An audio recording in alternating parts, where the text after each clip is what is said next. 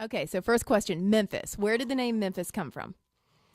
Well, my wife and I just kind of started throwing out a bunch of different names that we liked, and I kind of wanted something that was a little rock and roll sounding, and so Memphis was the only name that we both kind of agreed on, and I've always kind of been a big Elvis fan, and so that was part of it, and I just like the city names and names of towns and cities. Like I just think that sounds really cool, and Memphis was the one that we both agreed on, so it just became that.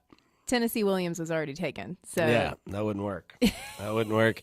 But I mean, I like names like Boston and Memphis. Like I like stuff like that. So I don't know. Like I said, Britt liked the more of like the you know names that were like sweeter names, and I'm like, well, it's fine for a kid, but at some point he's gonna be a man, and he needs like a cool name for a man. So I don't want him getting picked on. I have to wonder, like, when you see Memphis, there are so many pictures of him out there, and he's going to grow up in the age of social media, and he's growing up in front of the world. Does that scare you a little bit?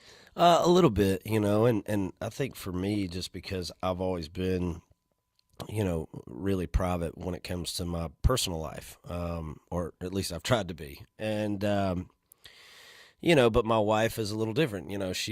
She's a little younger than me, so she kind of, she loves the social media age, and like, she really gets into that stuff, and I think we're both kind of conscious of like how much is too much and like how much is just like cool and fun, and like because we do want people to see him grow up. I think it's cool that that people are going to get a chance to see him, from being born all the way to like who knows how much longer social media is going to be around or whatever, but they do get a chance to see him grow up, and a lot of times people get to follow them, and I think that's pretty cool.